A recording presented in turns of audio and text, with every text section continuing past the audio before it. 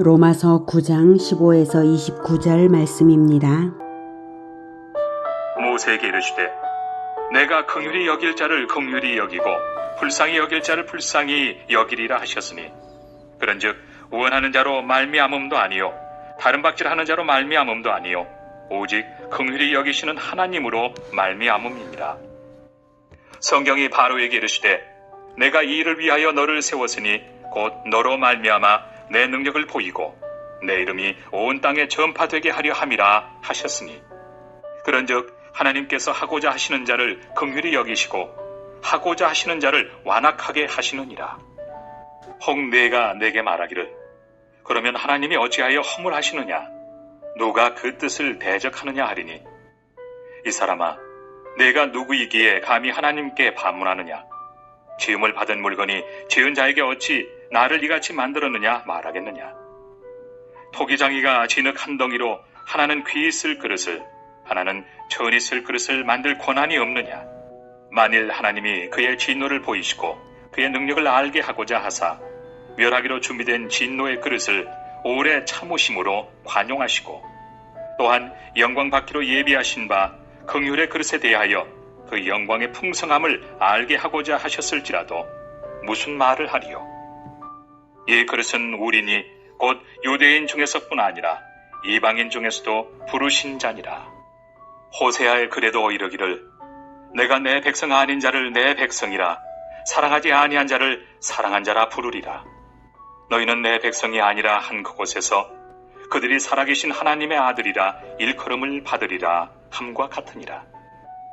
또 이사야가 이스라엘에 관하여 외치되 이스라엘 자손들의 수가 비록 바다의 모래 같을지라도 남은 자만 구원을 받으리니 주께서 땅 위에서 그 말씀을 이루고 속히 시행하시리라 하셨느니라. 또한 이사야가 미리 말한 바 만일 만군의 주께서 우리에게 씨를 남겨두지 아니하셨더라면 우리가 소돔과 같이 되고 고모라와 같았으리로다 함과 같으니라. 사랑하는 형제 여러분, 10월 15일 금요일 저녁 묵상에 오신 것을 환영합니다. 지난 묵상 14절까지에서 우리는 이스라엘이 분명히 놀라운 선택을 받았음에도 불구하고 그리스도를 영접하지 않고 오히려 죽여버린 사실을 보았습니다.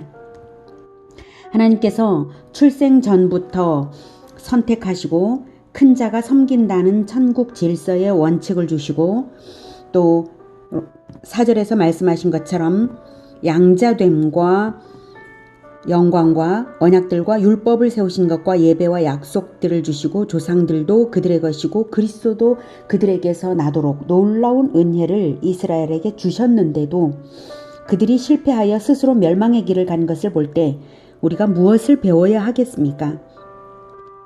이스라엘을 보면서 우리가 타산지석을 삼고 교훈을 삼아야 할 것이 무엇이겠습니까? 그것은 첫째, 언약 백성으로 선택하신 은혜를 잊지 말아야 한다는 것입니다. 우리를 선택하여 언약을 주신 은혜의 감격을 잊지 말아야, 그래야 택함의 완성까지 나아간다는 것입니다. 언약에는 청함과 택함의 두 단계가 있다. 즉 언약 체결과 언약 성취까지 언약은 지켜져야 한다는 것입니다. 언약에는 계명이 있으므로 계명 준수로서 지키는 것이 언약입니다. 둘째, 언약의 성취 시점까지 회개의 능력이 되신다는 사실입니다. 그리스도의 이름으로 회개할 수 있다는 것입니다. 우리가 언약 백성으로 부르심을 받았지만 그리고 계명 준수로서 언약을 지키는 것이 있지만 인간은 뼛속까지 죄인이어서 계명을 완전히 준수하기가 어려운데요. 자칫 실족하였을 때에도 회개할 수 있도록 그리스도의 이름을 주셨습니다. 그것이 구약 시대에는 제사법이고 신약 시대에는 예수 그리스도의 이름으로 회개하는 것입니다. 이때 회개는 입에 발린 말이 아니라 하나님의 긍휼을 간절히 바라는 진정성으로 하며 회개의 열매가 행위로 나타나도록 살아내어야 할 것입니다. 언약 백성으로 선택받은 것도 하나님의 은혜요. 언약의 성취까지 모든 과정에서 회개하며 성장할 수 있는 것 역시 그리스도의 이름으로 되는 하나님의 은혜입니다. 세 번째, 처음부터 끝까지 긍휼히 여기시는 하나님의 은혜로 말미암을 뿐 자랑할 것이 없음을 알아야 합니다. 애초 구원 계획도 하나님의 은혜요. 선택도 하나님의 은혜요. 최종 성취까지의 과정도 하나님의 은혜 없이는 가능한 것이 없습니다. 그러므로 우리가 마땅히 하나님의 긍휼을 간절히 바라야 함을 알라는 뜻으로 15절 말씀을 주셨습니다. 모세에게 이르시되 내가 긍휼히 여길 자를 긍휼히 여기고 불쌍히 여길 자를 불쌍히 여기리라 하셨으니, 긍휼히 여기셔서 회개하는 심령을 달라고, 불쌍히 여기셔서 믿음을 더해 달라고, 겸손을 더해 달라고, 하나님의 은혜를 알게 해달라고 그렇게 간구하는 자가 되라는 뜻입니다. 긍휼히 여길 자를 긍휼히 여기겠다, 긍휼히 여김을 받으라는 뜻 아닙니까? 16절 그런즉 원하는 자로 말미암음도 아니요 다른 박질하는 자로 말미암음도 아니요 오직 긍휼히 여기시는 하나님으로 말미암음이니라. 오직 긍휼히 여기시는 하나님의 부르심으로 말미암아서만 우리는 설 수 있는 존재임을 깨달아서 자기 선행을 자랑 말고 자기 의지를 의지하지 말고 오직 하나님의 영광을 위하여 오직 예수 그리스도와 연합을 놓치지 말아야 할 것입니다. 하나님께서 애초에 선택하셨어도 최종 완성까지의 과정에서는 중보자가 없다면 에서를 유기하신 것처럼 유기하실 수 있는 것입니다.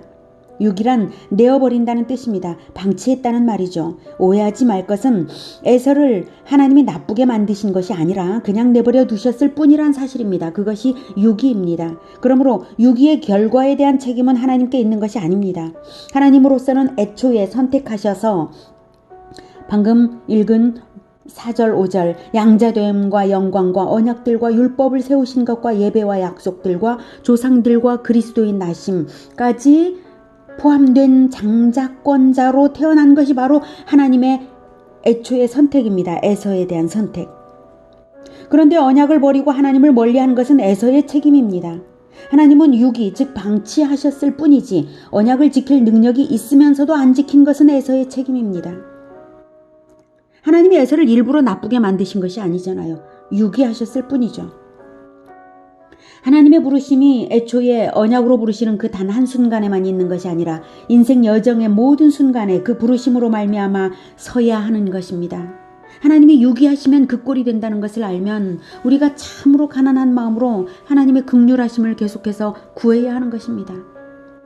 하나님의 그 부르심으로 말미암아 긍휼하심을 사모하며 유기하지 말아주시기를 간구하며 연합해야 하는 것이었습니다. 에서는 최고 존귀한 부르심을 받았으나 하나님의 부르심을 한 그릇 팥죽만도 못한 것으로 여겨 유기했기에 언약을 유기했기에 자기도 유기당했습니다. 주권자 하나님과의 언약이기에 체결하는 것도 은혜로 되고 언약의 준수 과정도 은혜로 되는 것입니다. 우리는 에서처럼 망령되지 않도록 그리고 우리를 붙잡아 주시기를 하나님께 간구해야 할 것입니다. 우리는 뼛속까지 죄인이기 때문에 하나님께서 유기하지 말아 주셔야 되는 겁니다. 주권자와의 언약이므로 주권자의 존엄하심과 그 은혜로우심을 높여야 하는 것이지 버림받은 자의 멸망의 책임을 주권자이시니 주권자가 책임져야 한다고 말해야 하겠습니까? 결코 그럴 수 없는 것입니다. 주권적으로 구원의 언약을 주신 은혜를 알아야 하는 것입니다.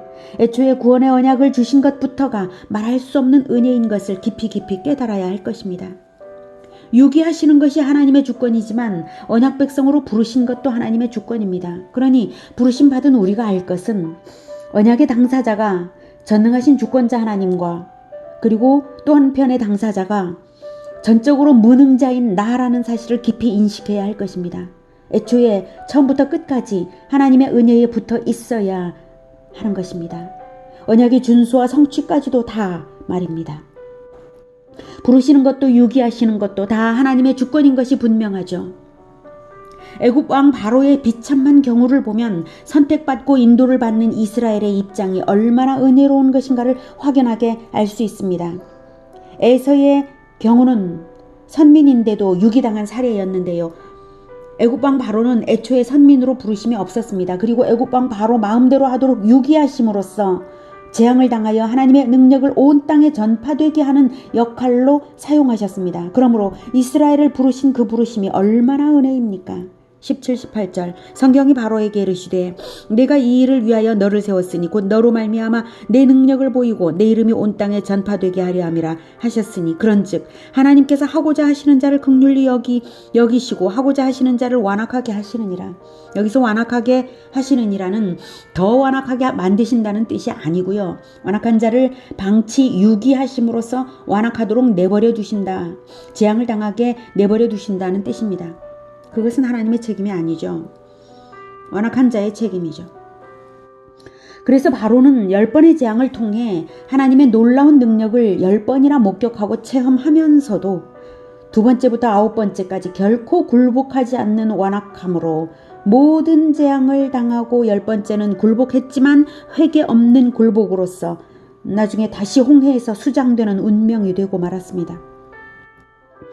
하나님의 능력을 맛보고도 하나님이 유기하시면 그 꼴이 되는 것입니다. 그만큼 하나님의 간섭이 없이는 인간 근본이 얼마나 완악한지를 여실히 보여준 것이 바로 애굽 왕 바로입니다. 애굽 왕 바로를 유기하신 하나님의 처사에 공명정대함이 조금이라도 부족합니까? 그렇지 않습니다.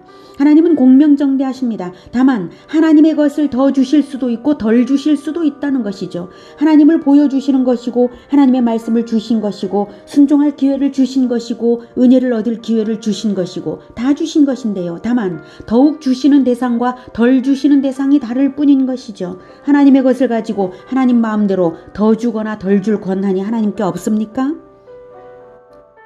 하나님은 은혜를 더 주실 수 있습니다. 그러니 은혜를 더 바랄 것이지. 그러지 않습니까? 그리고 하나님의 심판은 공명정대하십니다. 그러니 이스라엘을 부르신 그 부르심이 얼마나 은혜입니까? 우리를 부르신 그 부르심이 얼마나 큰 은혜입니까? 그리고 끝까지 우리의 연약함을 돌보시며 간섭하시는 은혜가 얼마나 감사합니까? 부르심을 받은 자 입장에서 그 은혜를 알고 하나님께 밀착하라는 말씀입니다. 그런데 간혹 하나님의 은혜에 밀착할 생각은 않고 도리어 그러면 모든 것이 하나님 탓이 아니냐고 말을 하는 자가 있을 수가 있습니다. 19절 혹 네가 내게 말하기를 그러면 하나님이 어찌하여 허물하시느냐 누가 그 뜻을 대적하느냐 하리니 네. 주권자가 은혜를 베푸는 것이라면 주권자가 은혜를 베풀지 않은 책임이 주권자에게 있지 않냐. 그러니 죄인이 죄를 지은 책임은 하나님께 있다는 식입니다. 적반하장이죠. 아담에게 선악과를 따먹었냐 물으시니까 아담이 말을 하기를 하나님이 주셔서 나와 함께 있게 하신 여자 그간 그 나무 열매를 내게 주므로 내가 먹었나이다 하며 하나님을 대적한 것과 똑같습니다. 자기를 지으시고 아내를 주시고 모든 것을 주시고 언약을 주시고 존귀하게 하신 그 은혜를 잊으니까 그런 대항을 한 것처럼 은혜를 잊으니까 그런 대항적 질문이 나오는 것이죠. 20절 이 사람아 네가 누구이기에 감히 하나님께 반문하느냐. 지음을 받은 물건이 지은 자에게 어찌 나를 이같이 만들었느냐 말하겠느냐. 토기장이가 진흙 한 덩이로 하나는 귀 쓸 그릇을 하나는 천이 쓸 그릇을 만들 권한이 없느냐. 바울은 우리가 대항할 수 없는 근거가 바로 우리가 피조물이라는 점을 말하고 있습니다. 피조물이 어찌 창조주께 대항하냐는 것입니다. 하지만 이것조차도 사실은 매우 소극적인 근거입니다. 우리는 피조물 중에서도 영장으로서 하나님의 형상으로 언약의 당사자로 자유의지를 가진 존재로 다스리는 존재로 하나님의 아들로 높여주신 은혜받은 존재인데 어떻게 그런 배은망덕한 대항으로 하나님의 은혜를 짓밟을 수가 있단 말입니까? 이스라엘이 바로 그런 은혜 중에 은혜를 얻은 그릇이었고 더욱이 그리스도인들은 더욱 그렇습니다. 은혜를 받은 자가 할 질문이 아니다 이거죠. 그 은혜가 어떤 것이냐 하면 22절부터 만일 하나님이 그의 진노를 보이시고 그의 능력을 알게 하고자 하사 멸하기로 준비된 진노의 그릇을 오래 참으심으로 관용하시고 또한 영광받기로 예비하신 바 긍휼의 그릇에 대하여 그 영광의 풍성함을 알게 하고자 하셨을지라도 무슨 말을 하리요. 이 그릇은 우리니 곧 유대인 중에서뿐 아니라 이방인 중에서도 부르신 자니라. 은혜를 엄청나게 받았다 이거 아닙니까? 이런 것입니다. 그러니 하나님의 유기를 질타하려 한다면 똑같이 하나님의 은혜 역시 질타하는 꼴이나 마찬가지입니다. 하나님의 것을 하나님이 주실 때 은혜에 감사하며 받으면 될 것이지. 하나님의 은혜를 배반한 자가 유기당한 것을 하나님께 항의한다는 것은 그것이야말로 하나님의 대적자나 할 짓입니다. 은혜 받은 자가 할 말입니까? 그리스도인들에 대한 하나님의 은혜는 이미 구약성경에도 이렇게 나왔습니다. 25절 호세아의 글에도 이르기를 내가 내 백성 아닌 자를 내 백성이라 사랑하지 아니한 자를 사랑한 자라 부르리라. 너희는 내 백성이 아니라 한 그곳에서 그들이 살아계신 하나님의 아들이라 일컬음을 받으리라 함과 같으니라. 우리는 분명히 하나님의 백성이 아닌 자였는데 하나님의 백성으로 부르심받은 자들입니다. 그러니 무슨 말을 하겠습니까? 은혜에 감사하겠습니까? 은혜를 거부한 자들을 대변하겠습니까? 은혜 받은 것을 깨닫지 못하고 배은망덕한 말을 한다면 이스라엘이 마침내 유기당한 것처럼 우리도 그 꼴이 되지 않겠습니까? 27절 또 이사야가 이스라엘에 관하여 외치되 이스라엘 자손들의 수가 비록 바다의 모래 같을지라도 남은 자만 구원을 받으리니 남은 자만 구원을 받으리라고 분명히 말씀하신 것을 우리가 유념해야 합니다. 은혜를 모르고 언약을 배반하는 자를 하나님은 유기하실 권한이 있으십니다. 28절 주께서 땅 위에서 그 말씀을 이루시고 속히 시행하시리라 하셨느니라. 남은 자만 구원을 받는 종말이 속히 올 것이라는 말씀은 반드시 올 것이라는 말씀이며 예기치 않게 올 것이라는 말씀입니다. 은혜를 아는 데에 깨어 있어야지 은혜를 배반한 자와 같은 허튼 말이나 할 때가 아니죠. 29절 또한 이사야가 미리 말한 바 만일 만군의 주께서 우리에게 씨를 남겨두지 아니하셨더라면 우리가 소돔과 같이 되고 고모라와 같았으리로다 함과 같으니라. 소돔과 고모라와 같은 말을 하는구나 하고 한탄하시는 말씀입니다.